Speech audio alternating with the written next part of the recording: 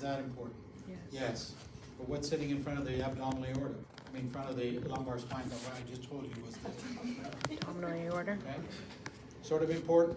Yes. So I keep emphasizing collimation, collimation, collimation, except older patients.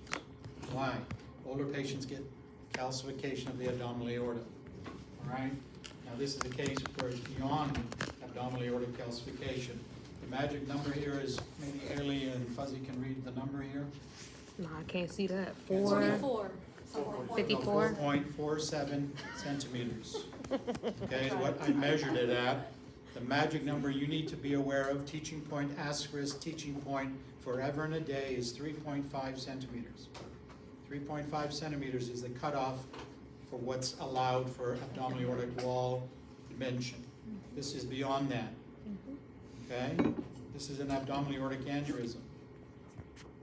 Now, why do we introduce it now? We introduce and talk about it in great length in semester 7. This is how this patient presented to the chiropractor. Okay? Now, what does that mean?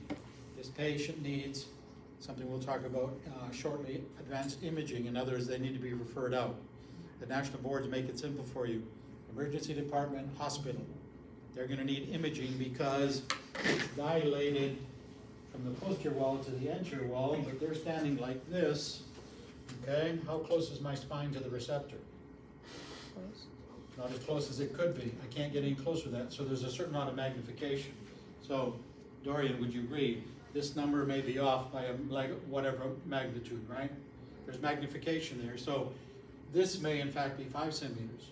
May even be bigger than that for all we know. The patient has this. This is no longer mechanical because of this x-ray. This is an abdominal aortic aneurysm.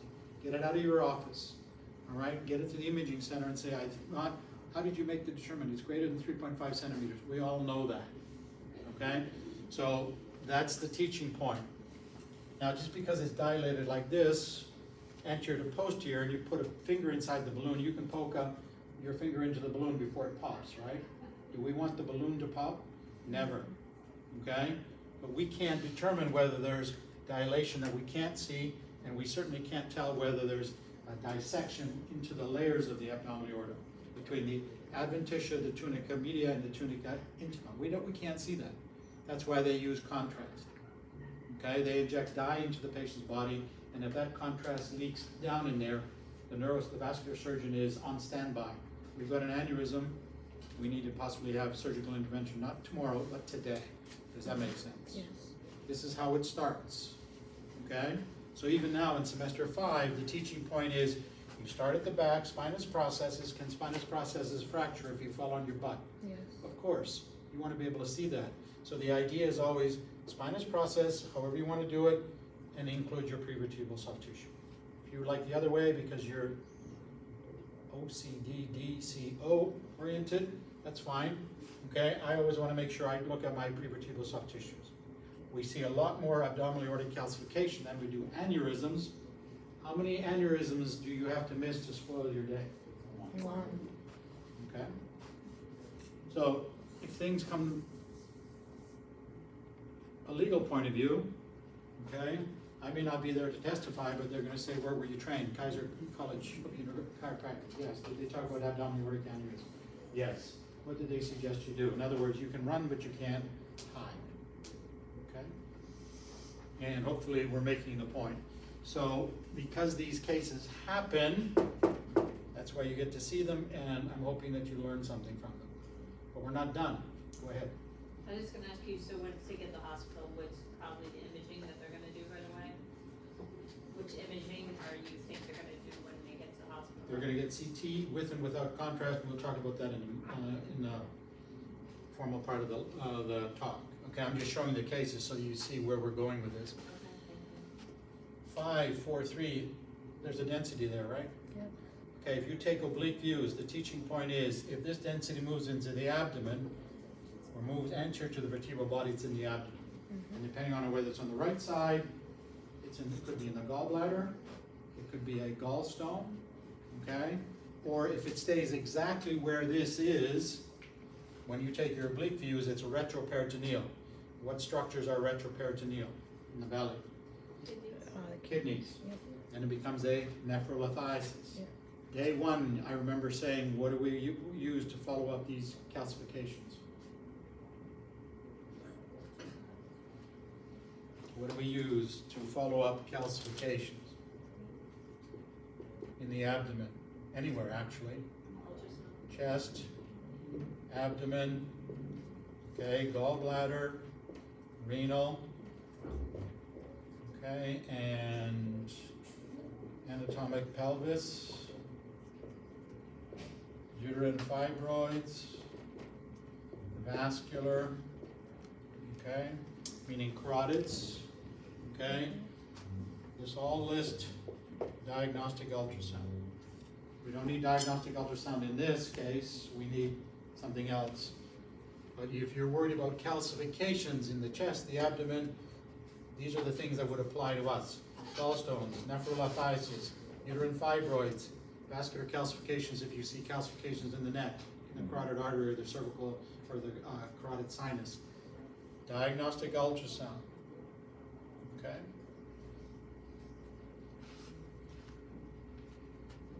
Now the imaging, I'll touch on it when we do the advanced imaging section. Okay, CT with contrast is what they're gonna do, but if they go to the hospital, they're gonna do what you do. Oh, where did this case come from? Get a chiropractor. He knew he had the wherewithal to ask for imaging because he didn't want this thing to rupture. Does that make sense? That's where we're going. That's a good clinical, everything you've done along this point is good clinical decision making. All right? Questions or comments? So my theory is the more I talk about it and the more different ways we approach it, by the time you get to national boards, just another day at the imaging class, I remember this, I remember this. The challenges are gonna be when you're under the stress of daily living in your practice. Busy, busy, busy, busy, okay? It's easy to miss things. Okay, questions on this one? Comments? Okay, next one is a need, we do that in semester 6, okay? No, they're not that close up. There's the exam that was sent to me.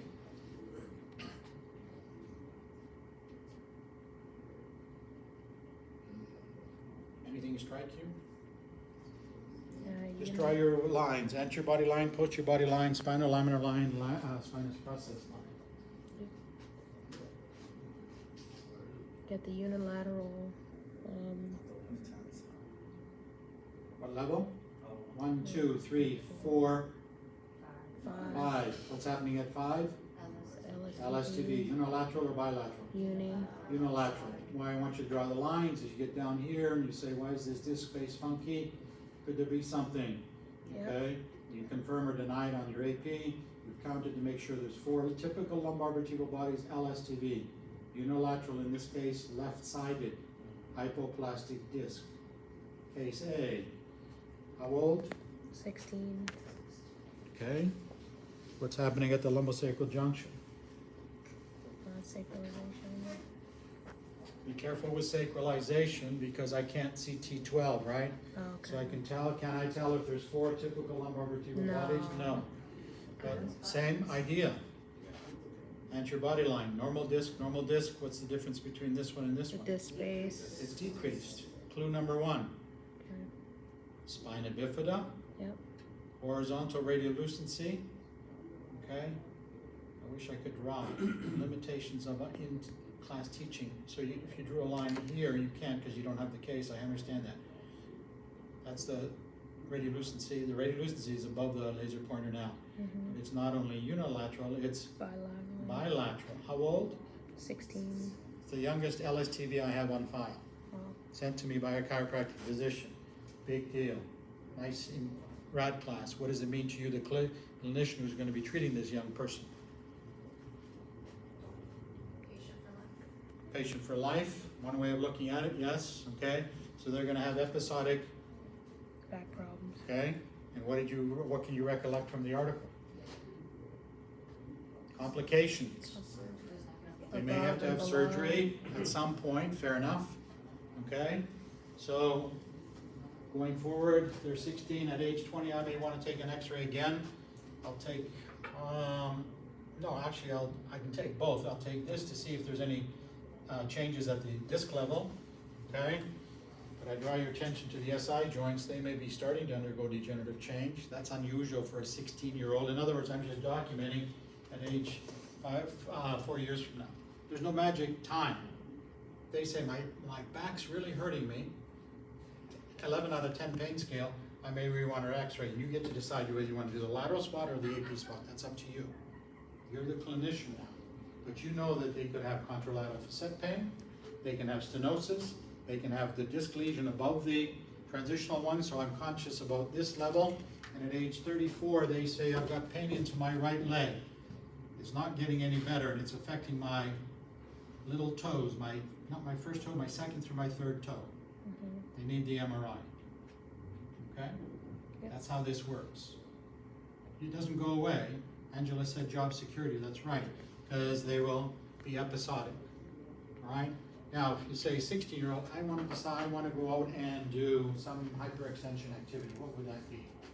Give me one that does a lot of hyperextension. Gymnast. Gymnast. Okay, fair enough. Gymnast. You might say to them, okay, no, I don't think that's a good idea. Pick a different sport, because if you do too much hyperextension, you might be aggravating, whatever. Okay? I was thinking maybe martial arts, something that a 16-year-old would be into, right? Yeah. You can do martial arts, but Like we don't want you to jujitsu or hyperextend. something. There's a reason for it, okay? So there are reasons why this is a lifelong patient, because of their pre-existing and the nature of the business, okay? All right.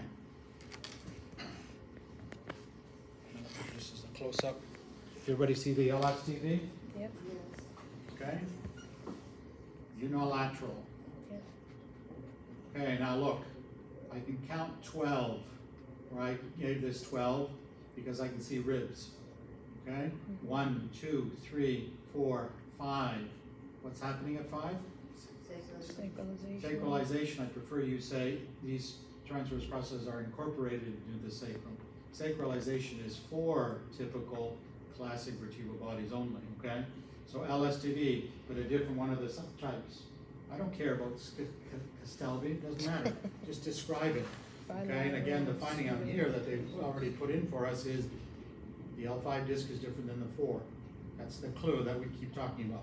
Now, if I didn't have this, if I needed to know what was going on, 6, 4, or LSTV, you're just going to do your AP thoracic view. Make sure you get to the thyroid, the sternal notch. If you can count 1, you can make some decisions. Okay? Mm-hmm. And secondarily, if your films are diagnostic and this patient needs to go to the orthopedic surgeon, you can slip a copy to them and say, here's my films. I've classically, for their orthopedic surgeon, if they have to do surgery, your films are just as valid. You go from 1 to 12, they can follow the logic, and now we can avoid wrong level surgery. If they didn't have that tool, they'd go to an MRI. That's unnecessary radiation. No, I mean, not that MRIs have radiation, but it's an unnecessary step and expense. So if your films are of value, move them forward, okay? If a patient's in a car accident and they go to the hospital and they do CT, plain film CT and MRI of the cervical spine, is that of value to you? Yeah. Yes, get the films from the hospital, okay? You can only do plain films, but all of a sudden they have an MRI. You just have to have the MRIs read, get a second opinion. If they're normal, you go about your chiropractic magic. If there's a big herniation, that's on, you've now got to document it. You've used the information that was readily available to help you make good clinical decisions. Right. Okay? Uni or bi? Bye. Bi, okay? So hopefully we've got a better sense of pseudoarthrosis. Yep. Okay, this one's easier, and these can also undergo degenerative change. In other words, this single line becomes more sclerotic. This SI joint has a band of white adjacent to it. That's not the typical presentation, but it isn't interesting that they have an LSTV. So are the biomechanical factors different that causes this? I don't know, we're speculating. All I know is whatever the age is, in 5 years this band of sclerosis has become wider. That's not cause and effect, but it's another observation, okay? We're just using the X-ray tool to help us make good clinical decisions. On the AP lumbosacral spot, this is the pedicle, this is the pedicle. Where the laser pointer is now is where you look for your pars defect Mhm. instead of doing two obliques. That's its normal anatomic position. And that's the beauty of the AP spot. All right? So you always see the cases because the docs are seeing them. I just happen to be the middleman. You're seeing them, and hopefully you'll learn something from them. Okay, did I explain this to you once upon a time? Yes? Yes. Good, I don't have to do it again, all right. Okay, the next one from week 11.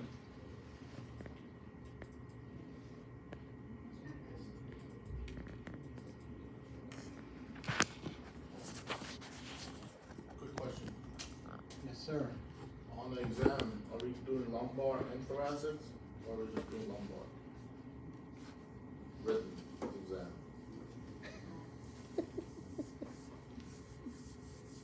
Dorian, Yes. okay, I put in program resources. You're looking for program resources. I did, but we haven't done testing on thoracic, so I was just checking. Lumbars only. Okay. Okay. Thank you.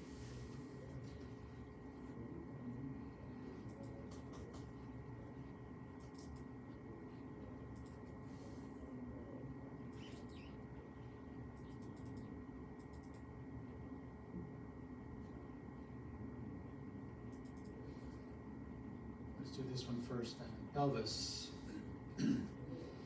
Okay, the last body part we're gonna x-ray in first semester 5.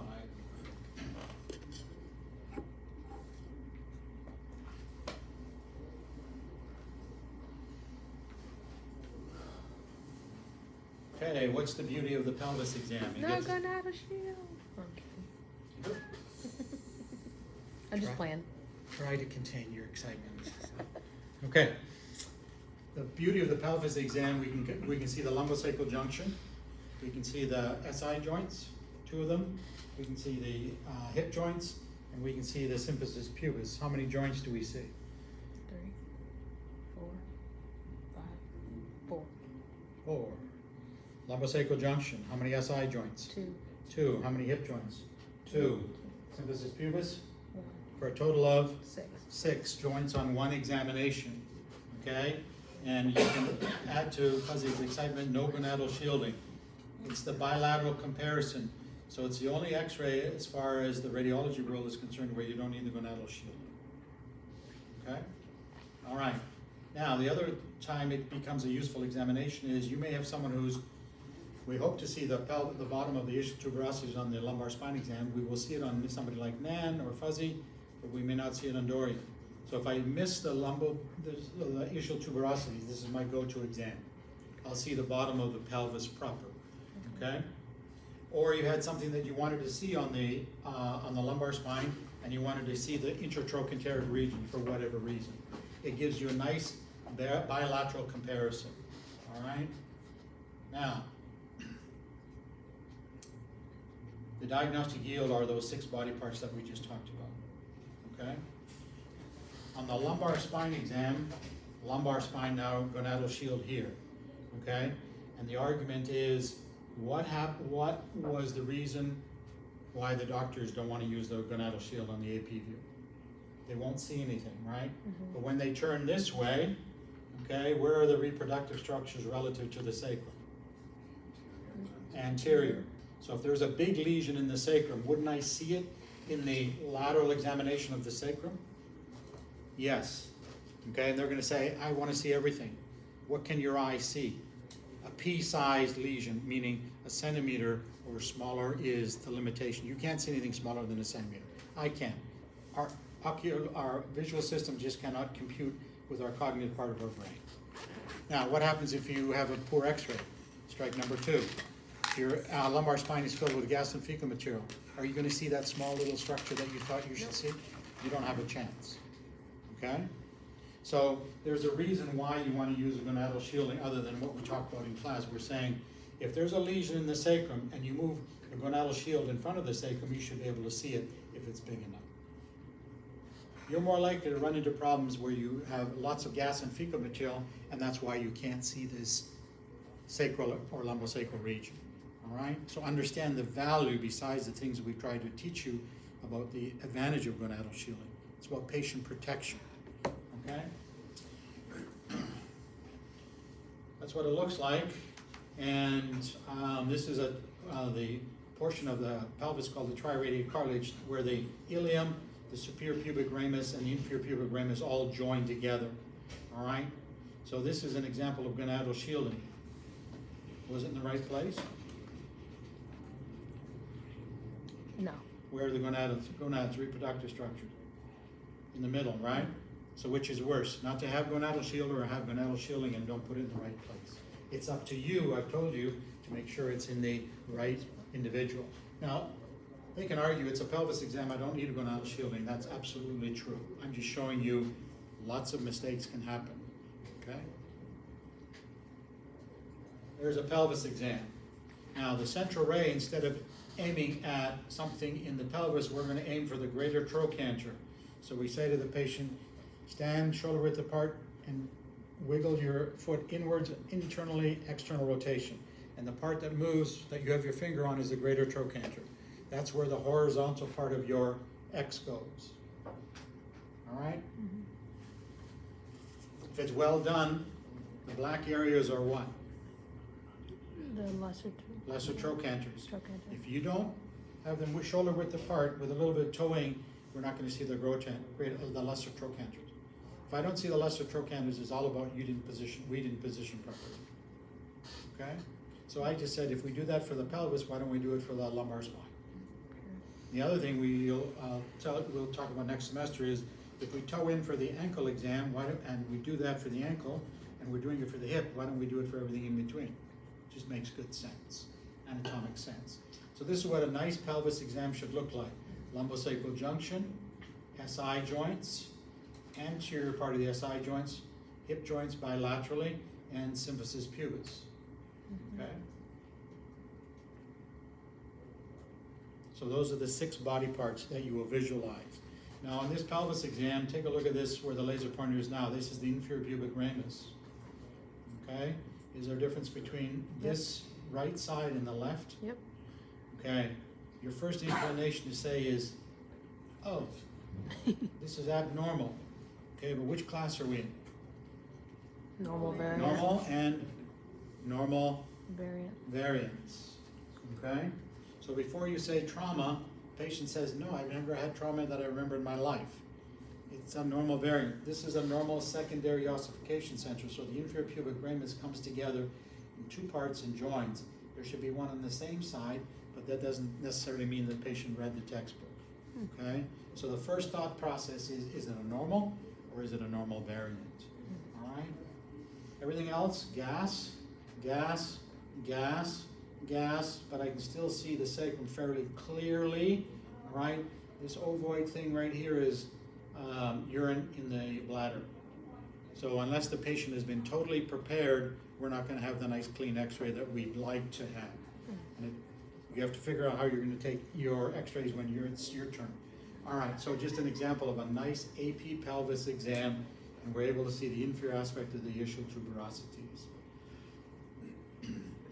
That was from the internet. This is taken from a real life case. So one of the doctors sent it to me. It's a little on the light side, but I can still see the lumbosacral junction, the SI joint, so the requisite 6 anatomic areas, and best of all, lesser trochanter, lesser trochanter. So when you aim at the greater trochanter with your horizontal beam, you will see the light all the way at the lumbosacral junction, and you will probably see the inferior aspects of the ischial tuberosities. That's the ultimate, that's what you're hoping to see. Yes, ma'am? So when you're reading a pelvic x-ray, do you find that you can easily differentiate between whether it's a male or a female based on the shape? Well, the classic teaching is when this angle is infrapubic, when it's an acute angle, it's more likely to be a male. Okay, it all depends on how much anatomy is visualized to me. Okay, if I can see a penis, if I can see a gonadal sac, I've got an easy decision, but it's not always that easily seen. All right, the shape of the pelvis, something called platypeloid, is supposed to tell you it's a female. There's enough variation that I'd rather just say the intake. Well, you're not going to have that issue because if you're taking x-rays, you're going to know whether it's a male or female. Okay? Radiographically, we're so used to saying 12-year-old male M, right? Okay? You can tell, but you have to know what those factors are. There's easier ways of telling. Okay, if it's a national board question, my heart goes out to you, because it's Trivial Pursuit. Okay.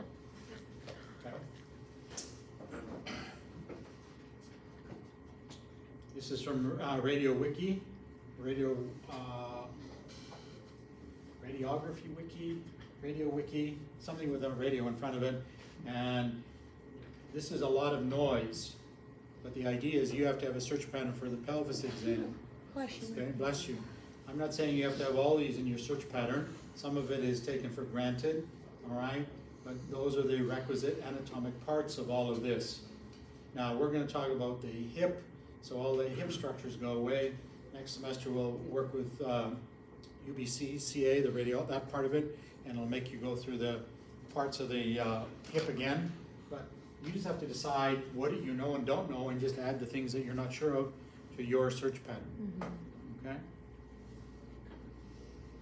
On an MRI, you can at the very least tell me that this is what? Bladder. Bladder?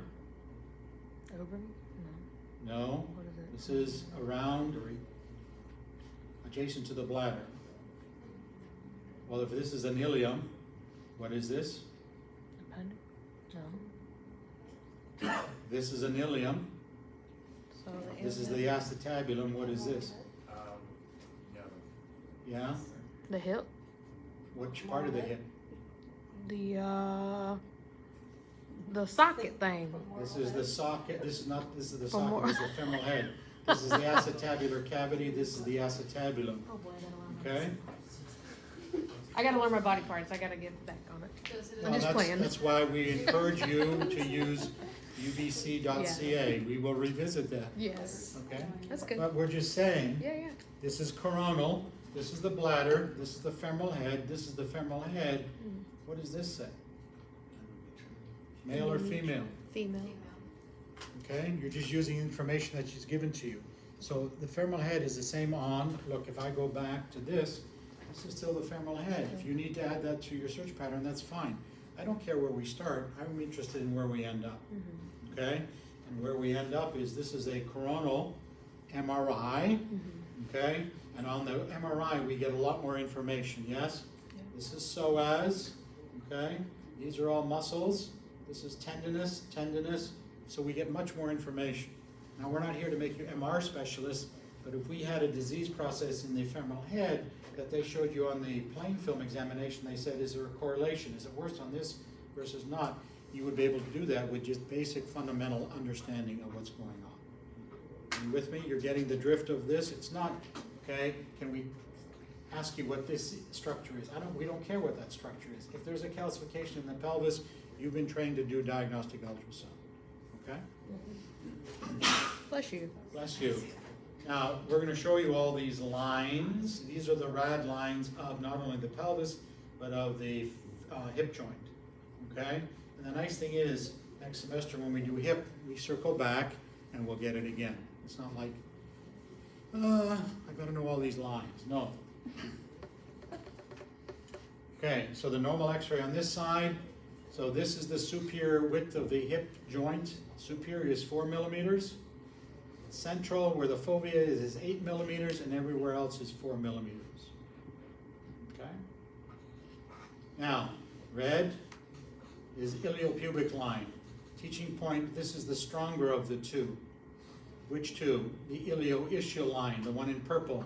And the one in purple comes down, and at the bottom of it, if you take half of this blue line, it shapes what's called a pelvic teardrop. It's like a raindrop. And the idea is when you have your foot up against the dashboard and the femoral head is driven into the pelvis, it drives through and breaks through this ilioischial line. In other words, it's the weaker of the two. We don't need, this is the acetabular roof. This is the fovea.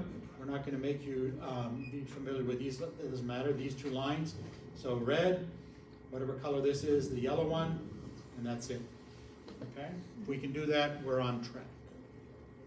So anatomic diagram or cartoon diagram and the actual radiograph. And on this radiograph, we can't see all the lines we've just shown you. And there's a better example coming of the pelvic teardrop. Normal distance 4, 8, and 4. Symphysis pubis.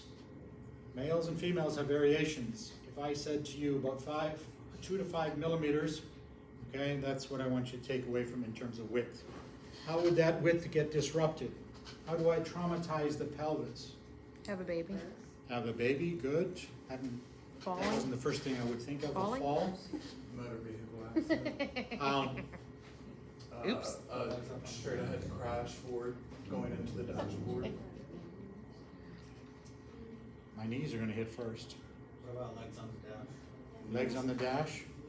Yeah, the worst thing I see is the feet, bare feet up on the dash, up on the, not on the dashboard, but above, just behind the window. If anything, if they hit, what's gonna happen to the legs? Done. Right into Right, it's right through the glass. Lacerated, okay, dislocations, fractures, okay? What about direct trauma this way? Yep. Okay, so direct trauma and from the anterior aspect in a car accident, I guess I can see that, all right? What about a foot in martial arts? Yep. Yes, okay, and we all remember in, when we were ladies trying to ride a bicycle, but they didn't have a female bike, you hopped on your brother's bike, had the bar, and then we've all experienced the sudden drop, right? It hurts, okay, so superior, inferior forces, all right? And heaven forbid, it's anterior, because if it's anterior, what's immediately behind that, Sacrum. anatomically? Sacrum. Well, between sacrum and symphysis pubis. Bladder. Ladder, neurovascular bundles, right? Okay, the problem isn't the bone, the problem is the soft tissue structures. If you get kicked in your symphysis pubis hard enough, you can lacerate your bladder. Okay, if it done, I mean, that person should know not to do that, but the idea is, it doesn't matter.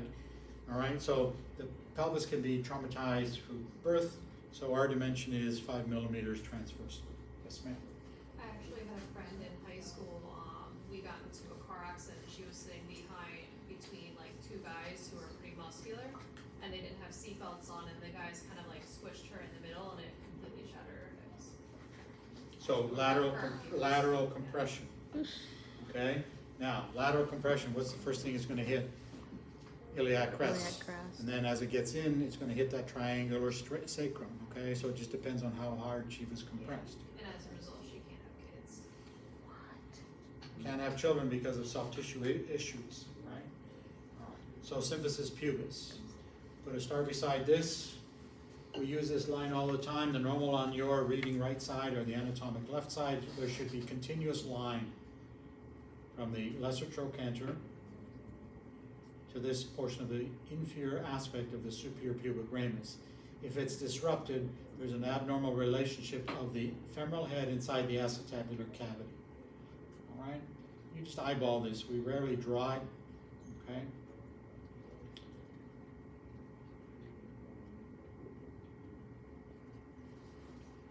Now, where the laser pointer is now is a good example of, this is the ilioischial line, this is the iliopubic line, and this is the pelvic teardrop I was talking about previously.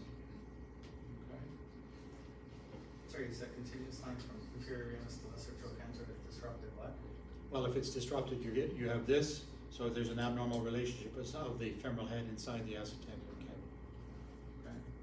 So in other words, if you looked at this X-ray without the yellow lines, how do you determine which is normal and which is abnormal? So you just And draw a line on you draw the both line. sides to see if Okay, and the next line that should be coming is a line that starts here, comes down, and should go to this portion of the greater trochanter. And if that's pretty well intact, there's no major shift medial to lateral or superior to inferior. All right? So would you say abnormal Shenton's line, or how would you'd call that just a Shenton line because it's No, disrupted? this is the abnormal So it'd be side. an abnormal. So when the line is broken, there's been a disrelationship of the femoral head inside No, this I understand that. How would you notate that? You would say it's an There's an abnormal, abnormal Shenton's Shenton's line. Okay, that's Okay, it. I now got look at, okay, good question. Look at when you come here, when you draw your normal iliofemoral line, there's a certain amount of femoral head to the Sure. side of it, okay? On this side, It's there's way a off. lot more of it, okay? And there's a lot more space here Got it. than there is on the opposite side. So we try to get as much information that makes us think it's abnormal. I follow you. All right, so this line is ilium femoral line. Okay. Thank you. We'll talk about this when we do hip again. So anything that approximates, it's closer to a 90-degree angle is coxa-vara. If the femoral head-neck relationship is greater than 120 or 125, in this case they said 120, we have a coxa-valga abnormality. Okay, so it's about the hip joint, it's not about the knee. I mean, I can have bow-legged and still have normal relationship of my femoral heads. So it's an imaginary line that we draw. Initially, you'll sort of try to superimpose it, okay? A line that bisects the femoral neck and the shaft should create that angle. Do we do them? No. It just makes sense. The closer this comes to horizontal, it's 90 degrees, right? Yeah. Coxa-vara, and the more it opens up, it's coxa-valga. Now, what does that tell you? If it opens up, there's been ligamentous disruption or there's been injury to the hip joint that allows that to happen. Okay. Pelvis exam, they've drawn an angle for us. Well, the angle is at the top of the femoral greater trochanter in towards the fovea and bisect the femoral shaft. It happens to have a name. I'm not interested in names. I will not ask you the name of the angle, okay? Shenton's is a given, but the angles, I think it's Skinner's. I don't care whether it's Skinner's or not Skinner's. That's not the important part. Is the relationship of the femoral head, neck, shaft, normal. And you look at it, and you have both of them to compare. You look at it and you say, are they fairly symmetric side to side? Kind of, sort of.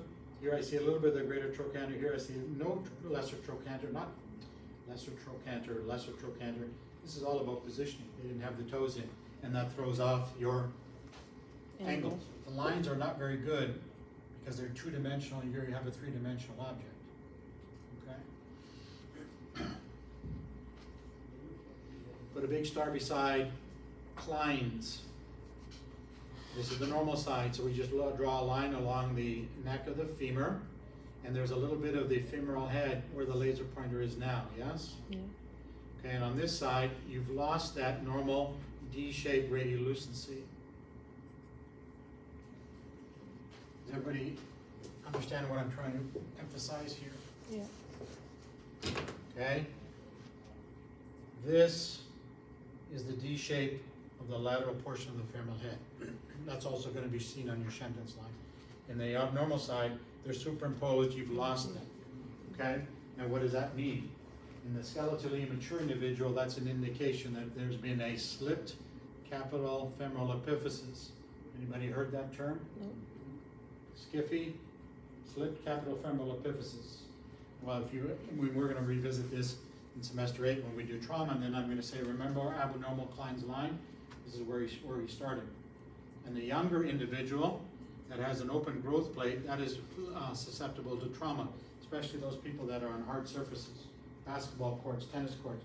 Plant leg takes the trauma, and all of a sudden the growth plate, which is fibrous tissue, gives away, and you get an abnormal relationship. So what we're doing now is introducing the line, the method to determine that there's slipped capital femoral epiphysis. Okay? We're not quite in semester 8. You can't accelerate. I know you'd like to, but you can't. Okay? There's normal variance in the pelvis. Let's finish this and then we can have a break. Os acetabuli. Where's the acetabulum? On the hip. Hip, around the hip.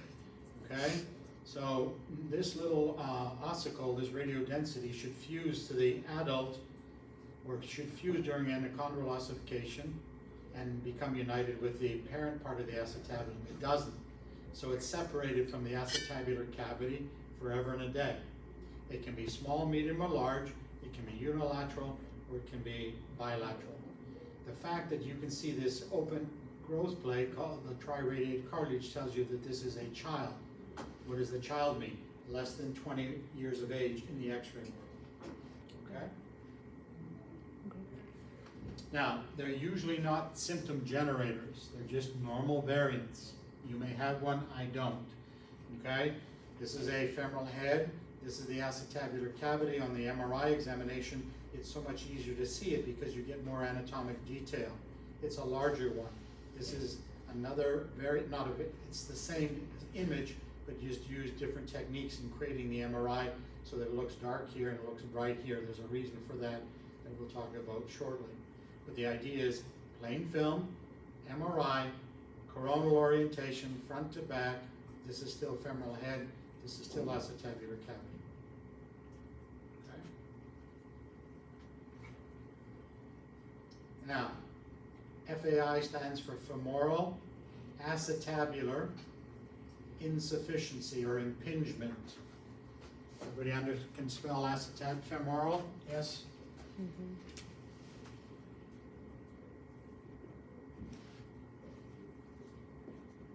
I have to write it out. I'm a visual person.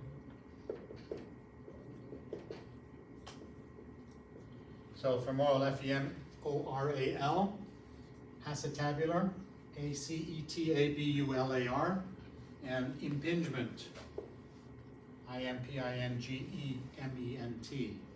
So that is when you have an overgrowth in the acetabular region. Now, it's not an os acetabuli because it's connected to the parent, okay?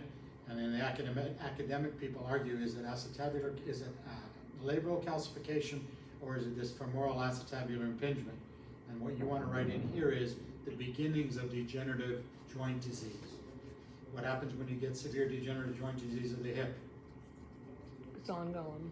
It's ongoing, but what's the end result? Displacement. Arthroplasty, okay, a joint replacement. So who gets this? Acetabular, people that do this. Who does this? Dancers, okay, they've noticed in dancers, their hips are different, and they say, is that the precursor to degenerative joint disease? When you're 50, dancing lady, you're gonna probably end up with a partial joint arthroplasty, or if the surgeon is lazy, he'll just do a hip replacement because it's quicker and he gets more reimbursement. Okay? On your pelvis examination, so you compare which side you think is worse, anatomic left side or anatomic right side? Left. Left, okay, fair enough. So we're just saying, make a decision. In your humble opinion, which is valid, which side is worse? We can have a ring-enhanced radiolucency. So the radiolucency is the black area in the center, surrounded by a white ring. Hence the term ring-enhanced radiolucency. These can be small, medium, or large. Notice this is pretty close to the femoral neck, the lateral portion of the femoral neck. It can be lateral, central, or medial. I've seen them in all three locations. They can be small, medium, or large. They can be single or multiple. So like a cluster of grapes in the central portion of the femoral neck. It's also called a herniation pit. Herniation pit, or Pitt's pit, because Dr. Pitts wanted some notoriety, okay? They're incidental findings, they're normal variants, okay? And people have noticed that as these patients get older, if they step off the hip, the femoral neck may fracture, but this doesn't. So it's just some problem in endochondral ossification. That's all you want to really know at this point. Okay, on an MRI, this is still the fovea. This is still the lesser trochanter. That's what it looks like on an MRI. It's so much easier to see. This is a big one. That's just what it looks like on this type of image. Okay? Iliac crest ossification centers. They start at the AIIS region, and they work medially, so superiorly and medially, and end up just about at the level of the SI joint when this patient is about 18 years of age. That's the normal pattern. So this is how it starts. When it's complete, you don't need to know 1, 2, 3, 4, 5. You just need to know it starts here and it works its way towards the midline. That's the normal pattern. So when we look at this pelvis, we can say this is not an adult pelvis. This is about a teenager. Okay? Now, what's the challenge with it now? What are kids doing? High-level, active kids, athletics, what kinds of Football. activities? Football and stuff like that. Whatever, okay? Anything that causes axial distraction will cause separation between the normal center, which is trying to fuse to the parent, because this is filled with fibrous tissue. And as they're doing their activity, they're actually pulling it apart, becomes painful. My experience, or the case I did see was a cyclist. I don't know what cyclists do that would cause increased axial stresses here, but as soon as that activity stops, give it some rest, no more pain. Okay? So this business of kids now being very, very active, how many months of the year? 12 months of the year, okay, is causing all kinds of interesting things to be seen on x-ray, but it's not normal. Parents want the kids to do it because they can't afford the college tuition, so they want the scholarship. Parents are pushing the kids into all kinds of abnormal activities, okay? When you graduate, you have to become, are highly encouraged, the FCA, you're gonna get a Florida license, and you're highly encouraged to become an FCA member.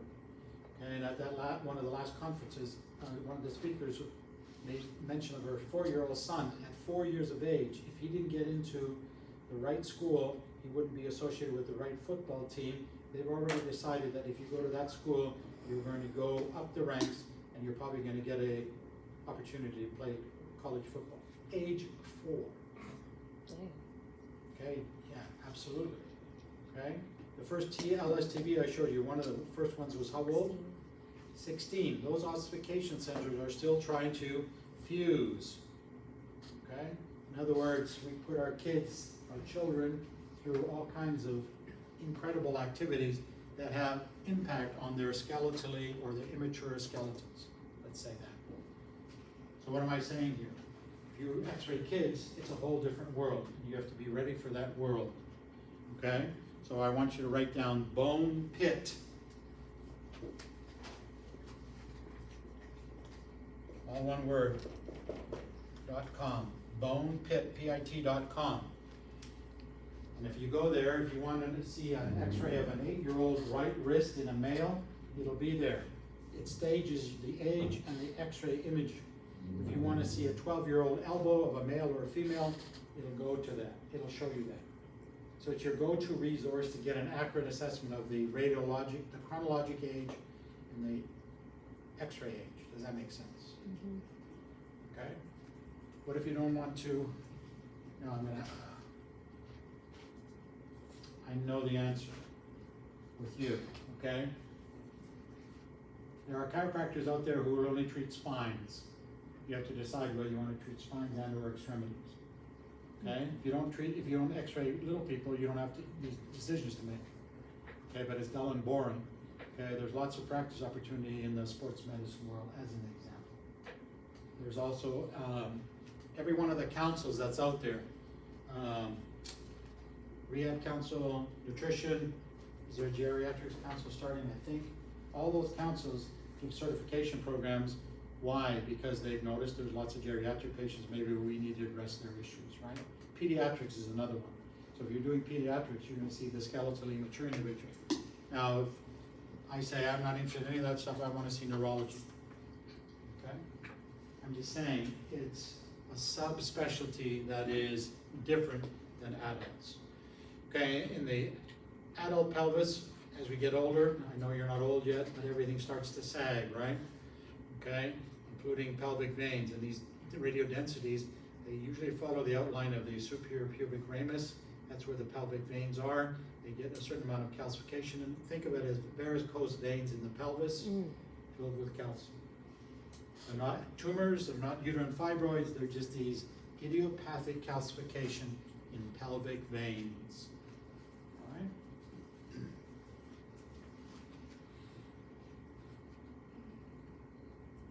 Yeah, we can do this. Okay, so DDH stands for developmental dysplasia of the hip. Okay, remember our list? Diagnostic ultrasound. They're going to diagnose or use an ultrasound exam because it's inexpensive to make sure the the head is normal inside the acetabular cavity. And as the little baby, after they have left the hospital, they go crawling. And when they get upright, here's my acetabular cavity of my baby. If the femoral head doesn't do this, this never becomes deep enough to hold the femoral head. That can be established neonatally with the use of ultrasound. All right? So, oops. Another application, developmental dysplasia of the hip, so they can tell whether the femoral head is normally formed or the acetabular cavity is deep enough to be normal as this child grows. Okay? So this is what we covered today. The red line, the green line, the black line, the white line, and the, I don't know the name of the color, mauve, purple? Mauve. Purple. Mauve, sorry. Okay? Lavender. Application time. Okay. Which part of the lumbar, which part of the spine? Lumbar. Okay, T-twist. Well, good, okay. Normal? Not normal. What Ab- happened here? Pardon? Abnormal, teardrop, you can't even see the teardrop, okay? Here's the iliopubic line, here's the ilioischial line, this femoral head was driven, it's sitting inside the Inside of anatomic it. pelvis, should it be in there? No. No, so they call that protrusio, it protrudes, Jeez. oh shit. Oh, they're in pain. acetabuli. Okay? This is worst case scenario when you have your knee up against the dashboard. Okay, do you think there would be gait issues? Yes. Of course. Okay, so the idea is this presented a chiropractor, I don't know what the incident trauma was, I'm just showing you. Okay, that hip joint is totally obliterated, this patient is probably headed to a hip replacement, doesn't matter. There's a difference, the teaching point is the difference, this is protrusio acetabuli, and that has everything to do with the green line and the red line. Okay? Now, if this is a child, I don't want a child to have an abnormal hip joint because they have a lot of walking to do. And if the little guy or little girl develops degenerative joint disease, that's not a good thing. Okay? Close up if you're still not sure. Okay? So that's what I wanted to cover today with the pelvis. Where does the central ray go for the pelvis x-ray? 1 inch. Oh, Greater great, great, trochanter, okay? All right, now's a good time to take a break. If you want to load up everything before you go, it's week 11, intro to DI, advanced diagnostic imaging, Before we go. before you go on your break. Oh.